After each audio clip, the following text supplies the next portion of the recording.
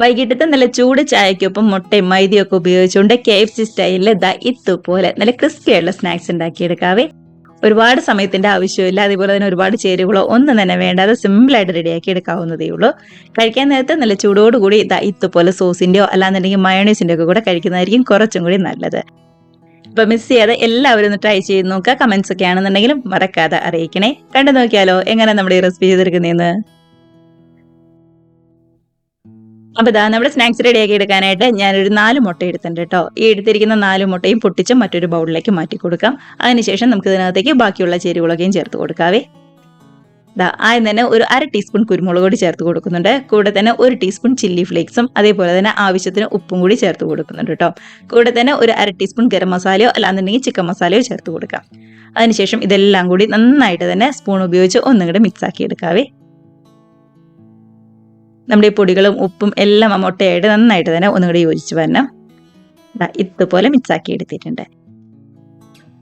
ഇനിയിപ്പോൾ നമ്മൾ ഈ മിക്സാക്കി എടുത്തിരിക്കുന്ന മുട്ട ഒന്നും കൂടി ഫ്രൈ ചെയ്തെടുക്കണം. അതിനായിട്ട് അത്യാവശ്യം വലിപ്പമുള്ള പരന്ന ഒരു നോൺ സ്റ്റിക്കിന്റെ പാത്രം തന്നെ എടുക്കാം കേട്ടോ. കുഴിയുള്ള പാത്രമൊന്നും എടുക്കരുതേ. അങ്ങനെയാണെന്നുണ്ടെങ്കിൽ നമുക്ക് കറക്റ്റ് ആ ഒരു റൗണ്ട് ഷേപ്പിൽ കിട്ടില്ല. അതുകൊണ്ടാണ് ഇതുപോലെ പരന്ന ഒരു പാത്രം ചൂടായി കഴിഞ്ഞ് കഴിയുമ്പോൾ 1 ടേബിൾ സ്പൂൺ ഓയിലാണ് ചേർത്ത് കൊടുക്കുന്നത്. ചൂടായ ഓയിലിലേക്ക് നമ്മൾ റെഡിയാക്കി വെച്ചിരിക്കുന്ന മുട്ടയും കൂടി ചേർത്ത് കൊടുക്കാം. ഗ്യാസിന്റെ ഫ്ലെയിം ഒരു മീഡിയത്തിൽ മാത്രം വെച്ചിരുന്നാൽ മതി കേട്ടോ. ഇനിയിപ്പോൾ പതുക്കെ ഇതേപോലെ ഒന്നും കൂടി ചുറ്റിച്ചു കൊടുത്ത് മൂടി വെച്ച് ഒരു വശം റെഡിയായി വരുന്നവരെ വെയിറ്റ് ചെയ്യാം. റെഡിയായി വന്നതിന് ശേഷം മറിച്ചിട്ട് കൊടുത്ത് 2 വശം ഇതേപോലെ റെഡിയായി കഴിഞ്ഞതിന് ശേഷം നമുക്ക് എടുത്ത് മാറ്റാവേ. അങ്ങനെ ഒരു വശമൊക്കെ ആണെന്നുണ്ടെങ്കിൽ നന്നായിട്ട് തന്നെ ഒന്നും കൂടെ റെഡിയായി വന്നിട്ടുണ്ട്. അപ്പോൾ ഒട്ടും തന്നെ പൊട്ടിപ്പോവാതെ ഇതേപോലെ നമുക്കൊന്ന് മറിച്ചിട്ട് കൊടുക്കാവേ. ഇതേപോലെ എടുത്ത് മാറ്റാൻ നേരത്ത് പൊട്ടിപ്പോകുന്നു തോന്നുകയാണെന്നുണ്ടെങ്കിൽ മറ്റൊരു പ്ലേറ്റിലേക്ക് മാറ്റിയിട്ട് മറിച്ചിട്ട് കൊടുത്ത് റെഡിയാക്കി എടുത്താൽ മാത്രം മതി കേട്ടോ. അതിപ്പോൾ എനിക്ക് ഒട്ടും തന്നെ പൊട്ടിപ്പോകാതെ നല്ല രീതിയിൽ തന്നെ കിട്ടിയിട്ടുണ്ടായിരുന്നു. അങ്ങനെ മീഡിയം ഫ്ലെയിമിൽ വെച്ച് 2 വശം നന്നായിട്ട് തന്നെ ഒന്നും കൂടെ റെഡിയായി ശരിക്കും വെന്ത് വന്നിട്ടുണ്ട്. ഇനിയിപ്പോൾ നമ്മുടെ ഈ മുട്ട മറ്റൊരു പ്ലേറ്റിലേക്ക് മാറ്റി വലിയ ചൂടൊന്ന് ആറി വരാനായിട്ട് വെയിറ്റ് ചെയ്യാം കേട്ടോ. അതിനുശേഷം വേണം ചെറിയ പീസായിട്ട് നമുക്കൊന്ന് കട്ട് ചെയ്തെടുക്കാനായിട്ട്. അപ്പോൾ അതിൻ്റെ വലിയ ചൂടൊക്കെ ഒന്ന് ആറി വരുന്ന സമയത്ത് നമുക്ക് മൈദയുടെ മറ്റൊരു മിക്സും കൂടി ഒന്ന് റെഡിയാക്കി എടുക്കാം. സാധാരണ നമ്മൾ KFC ചെയ്യുമ്പോൾ മൈദയിൽ നല്ല രീതിയിൽ ഒന്നുകൂടി കോട്ട് ചെയ്തിട്ടാണല്ലോ എടുക്കുന്നത്. അതേപോലെ ഒരു മിക്സ് റെഡിയാക്കി എടുക്കണം. അതിനായിട്ട് ഒരു ബൗളിലേക്ക് 250 ml കപ്പിന് 2 കപ്പ് മൈദയാട്ടോ ചേർത്ത് കൊടുക്കുന്നത്. ഇനി ഇതിലേക്ക് കളറിന് വേണ്ടിയിട്ട് 1 ടീസ്പൂൺ നിറച്ച് തന്നെ കാശ്മീരി റെഡ് ചില്ലി ചേർത്ത് കൊടുക്കുന്നുണ്ട്. കൂടാതെ ആവശ്യത്തിന് ഉപ്പും അതേപോലെ തന്നെ ഒരു 1/4 ടീസ്പൂൺ ബേക്കിംഗ് പൗഡറും കൂടി ചേർത്ത് കൊടുക്കാവേ. ബേക്കിംഗ് പൗഡറോ ഇല്ലാന്നുണ്ടെങ്കിൽ നമ്മുടെ ബേക്കിംഗ് സോഡയോ ചേർത്ത് കൊടുക്കാം. 1 ടീസ്പൂൺ ഇഞ്ചി വെളുത്തുള്ളി പേസ്റ്റും കൂടി ചേർത്ത് കൊടുക്കുന്നുണ്ട്. ഇല്ലാന്നുണ്ടെങ്കിൽ ഇഞ്ചി വെളുത്തുള്ളി പൗഡർ ഉണ്ടെന്നുണ്ടെങ്കിൽ അത് ചേർത്ത് കൊടുത്താലും മതി. ഇനി ഇതെല്ലാം കൂടി നന്നായിട്ട് തന്നെ ഒന്നുകൂടെ മിക്സ് ആക്കി എടുക്കാം. നമ്മുടെ മുളക് പൊടിയും ഇഞ്ചി വെളുത്തുള്ളി പേസ്റ്റും ഉപ്പും ബേക്കിംഗ് സോഡയും എല്ലാം മൈദയായിട്ട് നന്നായിട്ട് തന്നെ ഇതുപോലെ ഒന്നുകൂടെ മിക്സ് ആക്കി എടുത്തിട്ടുണ്ട് കേട്ടോ. ഇനിയിപ്പോൾ ഇതിൽ നിന്ന് ഒരു 1/4 ഭാഗം മൈദ എടുത്ത് മറ്റൊരു ബൗളിലേക്ക് മാറ്റി കൊടുക്കാം കേട്ടോ. അതായത് അത്യാവശ്യം വലിപ്പമുള്ള ഇതേപോലെ സ്പൂണിൽ ഒരു 4 ടേബിൾ സ്പൂൺ മൈദ എടുത്തിട്ടുണ്ട്. ചെറിയ സ്പൂൺ അല്ല, അത്യാവശ്യം വലിപ്പമുള്ള ഇതേപോലെ സ്പൂൺ എടുക്കാം കേട്ടോ. നമ്മുടെ ഈ മൈദയുടെ ഒരു 1/4 ഭാഗം എടുത്ത് മാറ്റി വയ്ക്കുക. അതിനുശേഷം ഇതിലേക്ക് നമ്മൾ എടുത്ത് മാറ്റി വെച്ച ആ ഒരു 1/4 ഭാഗത്തിലേക്ക് കുറച്ച് വെള്ളം ഒഴിച്ച് കട്ടകളൊന്നുമില്ലാതെ നന്നായിട്ട് തന്നെ ഒന്നുകൂടെ മിക്സ് ആക്കി എടുക്കാം കേട്ടോ.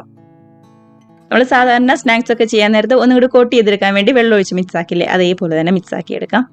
ആദ്യമേ ഒരുപാട് വെള്ളം ഒരുമിച്ച് ഒഴിക്കരുത്. ഇതേപോലെ കുറച്ച് ഒഴിച്ച് ഒട്ടും തന്നെ കട്ടകളൊന്നുമില്ലാതെ ഈ ഒരു പരുവത്തിൽ മിക്സ് ആക്കി എടുത്തിട്ടുണ്ട്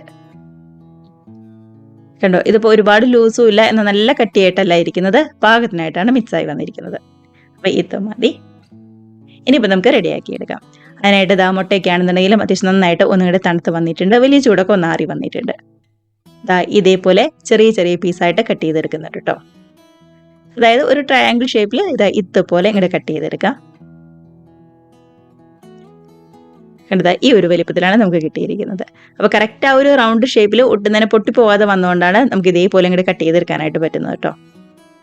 ഇത് മതി. ഇനിയിപ്പോൾ നമ്മൾ റെഡിയാക്കി വെച്ചിരിക്കുന്ന മൈദയുടെ 2 മിക്സിലും നന്നായിട്ട് തന്നെ ഒന്നും കൂടി കോട്ട് ചെയ്തെടുക്കുകയാണ് ചെയ്യുന്നത്. അപ്പോൾ ആദ്യമേ ഇതേപോലെ വെള്ളം ചേർത്ത് മിക്സാക്കി നമ്മുടെ മിക്സിലേക്ക് ആട്ടോ ചേർത്ത് കൊടുക്കുന്നത്. അതിനുശേഷം മുട്ട നന്നായിട്ട് തന്നെ ഇതേപോലെ കവർ ചെയ്തതിന് ശേഷം നമ്മുടെ ഡ്രൈ ആയിട്ടുള്ള മൈദയുടെ മിക്സിലേക്ക് ചേർത്ത് കൊടുക്കാം. ശരിക്കും നമ്മളിത് ഡബിൾ കോട്ട് ചെയ്തെടുക്കുന്നുണ്ട് കേട്ടോ.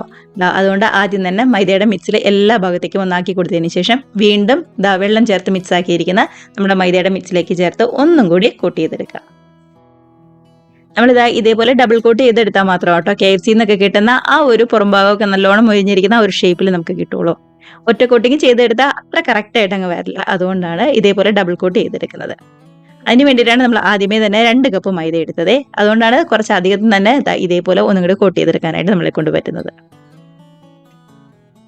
നന്നായിട്ട് തന്നെ ഒന്നും കൂടി കുഴഞ്ഞ് ഇതുപോലെ നല്ല അടിപൊളിയായിട്ട് കോട്ട് ചെയ്തെടുത്തിട്ടുണ്ട്.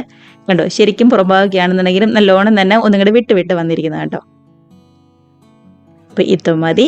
ഇനിയിപ്പോൾ നേരെ നല്ല ചൂടായ ഓയിലിലേക്കിട്ട് ഫ്രൈ ചെയ്തെടുക്കാം. ഇതേപോലെ കോട്ട് ചെയ്തെടുത്തതിന് ശേഷം ഒരുപാട് സമയമൊന്നും വെച്ചുകൊണ്ടിരിക്കരുത് കേട്ടോ. കഴിയുമെങ്കിൽ ഒരു 1-2 എണ്ണം കോട്ട് ചെയ്തതിന് ശേഷം നേരെ നല്ല ചൂടായ ഓയിലിലേക്കിട്ട് ഫ്രൈ ചെയ്തെടുക്കാം. ഒട്ടും തന്നെ സമയം വെച്ചുകൊണ്ടിരിക്കേണ്ട ആവശ്യമൊന്നുമില്ല കേട്ടോ. അടുത്തതും ഇതേപോലെ നന്നായിട്ട് തന്നെ ഒന്നും കൂടി ഡബിൾ കോട്ട് ചെയ്ത് നല്ല ചൂടായ ഓയിലിലേക്കിട്ട് ഫ്രൈ ചെയ്തെടുക്കാവുന്നതേ ഉള്ളൂ. അപ്പോൾ ഇത്രയേ ഉള്ളൂ നമ്മുടെ റെസിപ്പി എന്ന് പറയുന്നത്. സിമ്പിളായിട്ട് റെഡിയാക്കി എടുക്കാവുന്നേ ഉള്ളൂ. മൈദയിൽ ഒന്നും കൂടി നന്നായിട്ട് കോട്ട് ചെയ്തെടുക്കേണ്ടത് ആ ഒരു ബുദ്ധിമുട്ട് മാത്രമേ ഉള്ളൂ കേട്ടോ. ഡബിൾ കോട്ട് ചെയ്തെടുക്കുമ്പോൾ മാത്രമാണ് ഒരു ചെറിയൊരു ബുദ്ധിമുട്ടായിട്ട് നമുക്ക് തോന്നുന്നത്, അല്ലാതെ വേറെ കുഴപ്പമൊന്നുമില്ല. ഇനിയിപ്പോൾ ഒട്ടും തന്നെ സമയം കളയാതെ ആദ്യമേ റെഡിയാക്കി വെച്ചിരിക്കുന്ന ഒരു 3 എണ്ണം ഇതുപോലെ നല്ല ചൂടായ ഓയിലിലേക്ക് ചേർത്ത് ഫ്രൈ ചെയ്തെടുക്കാവേ.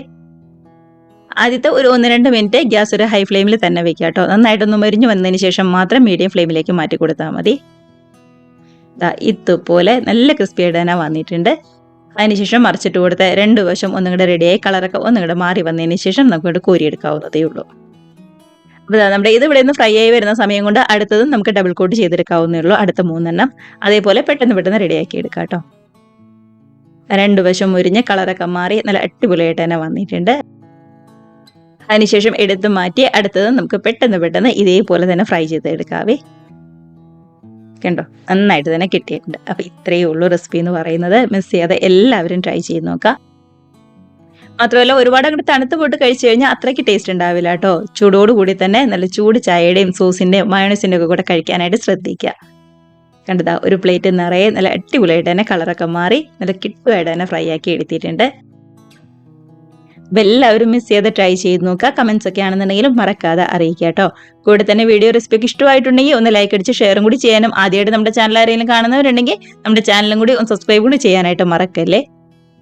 മാത്രമല്ല ഇതേപോലെ ഏറ്റവും സിമ്പിളായിട്ട് ചെയ്തെടുക്കാൻ പറ്റാവുന്ന വേറെയും ഒരുപാട് സ്നാക്സ് റെസിപ്പീസ് നമ്മുടെ ചാനലിൽ അപ്ലോഡ് ചെയ്തിട്ടുണ്ട്. കാണാത്തവരുണ്ടെന്നുണ്ടെങ്കിൽ ഒന്ന് കണ്ടു നോക്കിക്കോളൂ കേട്ടോ. അപ്പോൾ ഇത്രയേ ഉള്ളൂ.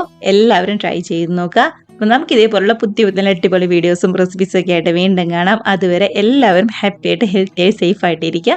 ബൈ.